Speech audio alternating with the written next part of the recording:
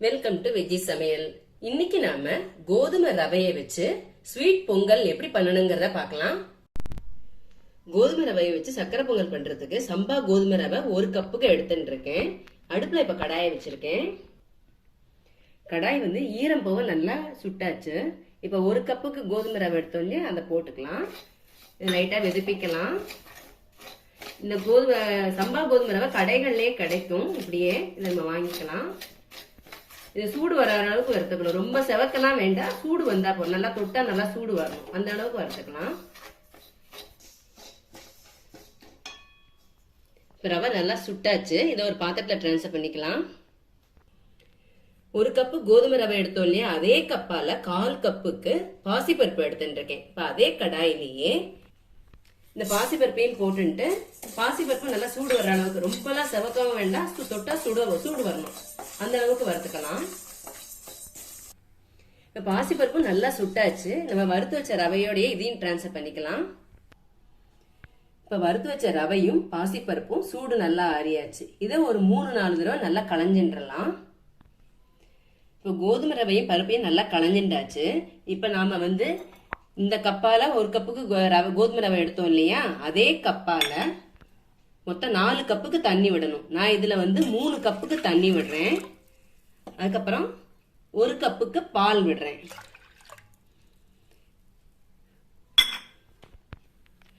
மொத்தம் 4 கப்புக்கு விட்டாச்சு. 4 கப்பு தண்ணியும் விட்டுக்கலாம். அப்படி இல்லைன்னா கொஞ்சம் பாலும் யூஸ் பண்ணணும்னா யூஸ் பண்ணிக்கலாம். இப்ப அடுப்புல குக்கர் பாத்திரத்தை வச்சிருக்கேன். அதுல அடியில கீழே ஒரு 2 டம்ளர் அளவுக்கு தண்ணி விட்டுக்கலாம்.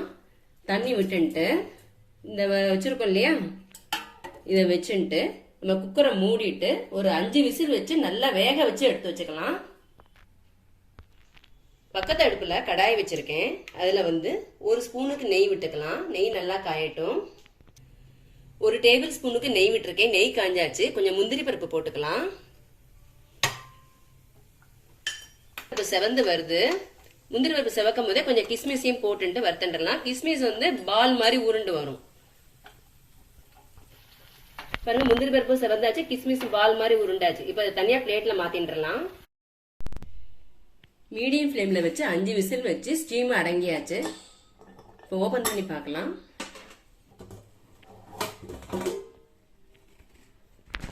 நல்லா வெந்து வந்திருக்கு. இதை நம்ம தனியா கீழே எடுத்து வச்சுருவோம். இப்போ கோதுமையும் பருப்பு நல்லா வெந்தாச்சு. பார்த்தீங்க இல்லையா, குழஞ்சிருத்து. இந்த மாதிரி குழஞ்சிருக்கணும். இதை நம்ம ஒரு ஸ்மேஷர் நல்லா மசிச்சுருவோம். நம்ம விஸ்க வச்சு நல்லா மசிச்சிட்டோம்னா இன்னும் நல்லா மாவாயிரும். இப்போ விஸ்க வச்சு நல்லா மசிச்சுட்டாச்சு. இப்போ இதை தனியாக எடுத்து வச்சுட்டுலாம். அடுத்தது நான் 1 கப்புக்கு கோதுமை ரவை எடுத்தேன் இல்லையா, அதே கப்பால 2.5 கப்புக்கு வெல்லம் எடுத்துட்டு இருக்கேன். இப்போ அடுப்புல கடாயை வச்சுக்கலாம். கடாயில 3/4 டம்ளருக்கு தண்ணி விட்டுக்கலாம். தண்ணி விட்டுட்டு நம்ம எடுத்து வச்சிருக்கிற 2.5 கப்பு வெல்லத்தையும் போட்டுடலாம். முதல்ல வெல்லத்தை கரைய வச்சு வடிகட்டி எடுத்து வச்சுக்கலாம். இப்ப கடாயில நம்ம வடிகட்டி எடுத்து வச்சிருக்கிற வெல்ல தண்ணியை விட்டுக்கலாம். இப்ப வெல்லத்தை பாகு காய்ச்ச ஆரம்பிக்கலாம்.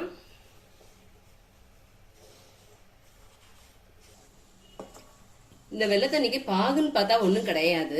பாகு பக்கம்லாம் இல்லை. ஓரளவுக்கு திக்கா வந்தா போதும். நான் எப்போங்கிறத காமிக்கிறேன். இப்ப பாருங்க, வெள்ளைப்பாகு ஓரளவுக்கு நல்லா திக்கா வந்துருக்கு. பார்த்தீங்க இல்லையா, இந்த அளவுக்கு இருந்துட்டா போதும். இப்ப நம்ம மசிச்சு வச்சதை இதுல போட்டுடலாம்.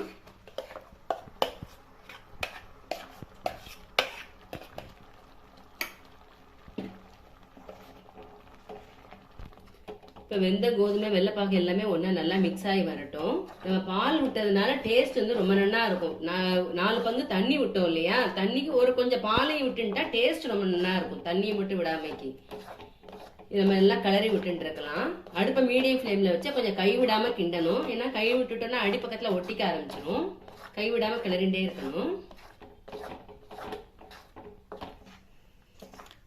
இந்த கோதுமை சக்கரை பொங்கலை நம்ம ரத சப்தமி அன்னைக்கு செஞ்சு சுவாமிக்கு நைவேத்தியம் பண்ணிக்கலாம்.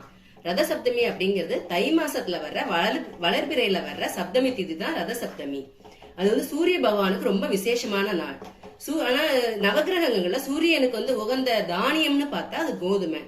அதனால நம்ம நம்ம கோதுமையை வச்சு இந்த சக்கரை பொங்கல் இந்த மாதிரி பாயாசம் ஏதாவது ஒன்று செஞ்சு சுவாமிக்கு நைவேத்தியம் பண்ணிட்டு நம்ம சாப்பிடும்போது சுவாமிக்கு ரொம்ப நல்ல விசேஷமா இருக்கும் அது. இப்போ கொஞ்சம் கெட்டியாகி வந்துட்டு இருக்கு. இப்போ இதுல நம்ம 1 டேபிள் ஸ்பூனுக்கு நெய் விடலாம். நெய் விட்டுட்டு கிண்ட ஆரம்பிக்கலாம்.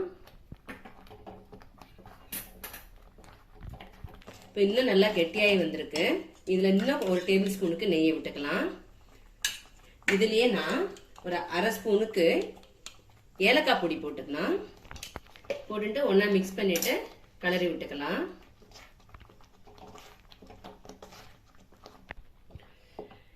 இப்போ இதோடயே வறுத்து வச்ச முந்திரி பருப்பு கிஸ்மிஸ் இருக்கு இல்லையா, அதையும் போட்டுட்டு எல்லாத்தையும் ஒன்னா மிக்ஸ் பண்ணிக்கலாம். நான் வந்து 1 கப்பு கோதுமை ரவைக்கு 2.5 கப்புக்கு வெல்லம் எடுத்துட்டு இருக்கேன். இது நார்மல் ஸ்வீட்டா இருக்கும். உங்களுக்கு திதிக்க வேணும், கொஞ்சம் அதிகப்படியா ஸ்வீட் வேணும் அப்படின்னா 3 கப் எடுத்தீங்கன்னா நல்லா திதிக்க இருக்கும். இந்த ஸ்வீட்டே தாராளம். உங்களுக்கு அதிகப்படியா வேணும்னா 3 எடுத்துக்கலாம். இன்னும் கொஞ்சம் கெட்டியாகி வரட்டும்.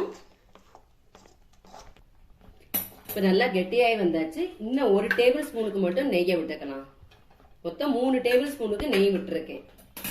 எல்லாத்தையும் ஒண்ணா நல்லா மிக்ஸ் பண்ணிக்கலாம்.